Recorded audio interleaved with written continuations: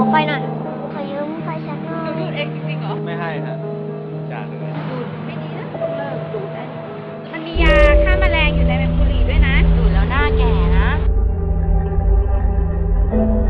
สูบบุหรี่แล้วก็ตายเร็วไม่อยากอยู่เล่นนานๆหรอ มันไม่ดีรู้เปล่าสูบแล้วเป็นทั้งมะเร็งปอดร่วมโป่งพองเส้นเลือดในสมองแตก ไม่ดีแล้วพี่ดูดทำไมล่ะคะ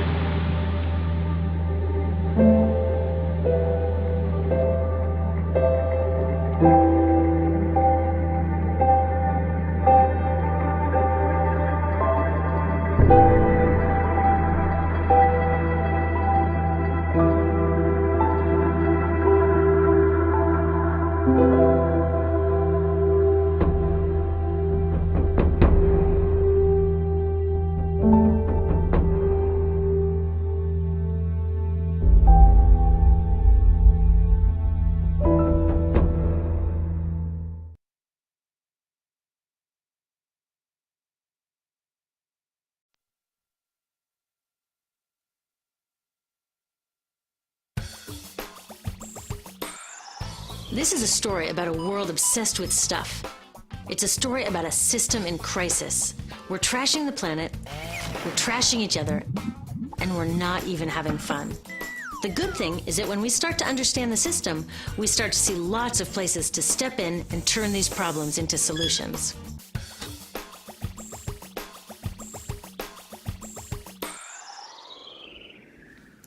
Can I tell you, I love my Pantene Pro V. Of the dozen or so personal care products that I use every day, it's the one I can't live without. Says it gives my dull hair the ultimate cool shine. How does it do that? I was wondering that while I was lathering it in my hair one day, so I read the ingredients right here. Sodium lauryl sulfate, tetrasodium EDTA, methyl isothiazolinone. What is this stuff? I took this list to some scientists who know how to read it. Turns out my Pantene contains a chemical linked to cancer.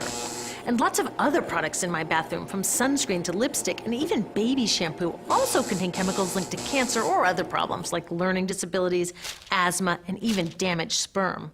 Like most parents, I try to keep my family safe. But now I find out my bathroom is a minefield of toxins? What are we supposed to do? To find out the answers, we have to go back to one of the key features of our materials economy: toxics in, toxics out. If, at the factory, you pour toxic chemicals into a product, like baby shampoo, you're going to wind up with toxic baby shampoo, and toxics in workers, communities, and, babies. So let's take a closer look at this toxic outrage where it seeps into our lives every day, in the bathroom. The average woman in the U.S. uses about 12 personal care products daily. The average man about 6. Each product containing a dozen or more chemicals. Less than 20% of chemicals in cosmetics have been assessed for safety by the industry's safety panel, so we just don't know what they do to us when we use them. Would you fly on an airline that only inspects 20% of its planes? Of course, not all of these chemicals are dangerous, but we know that many are. Some are carcinogens. That means that they can cause cancer. Others are neurotoxins and reproductive toxins, proven to mess up brain development and reproduction in animals. Wait a minute, we're animals too. It's like a giant experiment. We're using all these mystery chemicals and just waiting to see what happens. One thing we do know is that they're getting inside us. I had my body's toxicity levels tested, and I'm loaded with things like mercury, flame retardants, triclosan, and lead. We all are. Even babies are being born pre-polluted. Now, I know we can't live in a lead-free world, but do we have to put lead in our lipstick? I don't know. Maybe it's my fault. Maybe I just bought the wrong thing. At the store, the choices seem endless. I can get lipstick in 49 shades, or shampoo for hair that's too dry, oily, fine, limp, or frizzy. But what about the choices that really matter? Like the choice to buy products that are safe? It turns out the important decisions don't happen when I choose to take a product off the shelf. They happen when companies and governments decide what products should go on the shelves. So who are these companies? This is Procter & Gamble. They're the ones offering me Herbal Essences, the #2 shampoo in the country.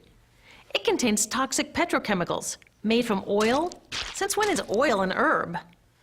On cosmetics labels, Words like herbal, natural, even organic have no legal definition. That means that anybody can put anything in a bottle and call it natural, and they do. I mean, can you imagine a top seller called Petro Essences? Gross. What's even nastier are hair relaxers marketed to 5-year-olds and skin whitening creams. These are super toxic, both in their ingredients and in the message they send about what beauty is. Ooh, here's Estee Lauder offering me a chance to help find a cure for breast cancer. That's nice. But wait, they're also using chemicals linked to cancer. Don't you think the best way for Estee Lauder to fight cancer is to stop using those chemicals in the first place? So really, I get to choose between meaningless claims on a bottle. But these guys get the real choice about what goes into those bottles. And that happens back here, at the factories where they're formulated. Why do the makers of these products use all these toxics? Are they trying to poison us? No, they're just working from a 1950s mindset when people were totally swept up in better living through chemistry. In all that excitement, they forgot to worry about human health impacts. That was years ago, and they are still using these same old toxic chemicals. Today, big cosmetics companies say the doses of poison in their products are small enough to be harmless. Yeah, maybe if you use them once a year. I guess they never get out and see that their products are being used and combined with other products every day. A little toxic dose under your arms, a little more on your hair, on your lips. And workers in nail and hair salons get dosed all day long. So the industry is used to doing things this way, and they can. Because even now that scientists have linked the chemicals they're using to all sorts of problems, there are no laws to get rid of them. You're thinking, really? Come on, nobody's making sure that the stuff we smear all over our bodies is safe? Nope. The FDA doesn't even assess the safety of personal care products or their ingredients. Since 1938, they've banned just 8 out of over 12,000 ingredients used in cosmetics. They don't even require that all of the ingredients be listed on the label. Now, this is an example where we can all agree a little more government action would be helpful. This lack of regulation leaves a huge hole that the cosmetics industry is all too happy to fill. They set up their own committee to self-police their products, and compliance with their recommendations is voluntary. So the cosmetics industry is making the rules and then deciding whether or not to follow them. So you see, it isn't our fault that these toxic products are in our bathrooms. It's a whole broken system that's ignoring the simple rule: toxics in, toxics out. But we're not helpless. There are resources online that we can use to protect ourselves by identifying the best possible choices in the store. But the real action is with people working to change the system. Because if we really want to solve this problem, we got to start here with these guys.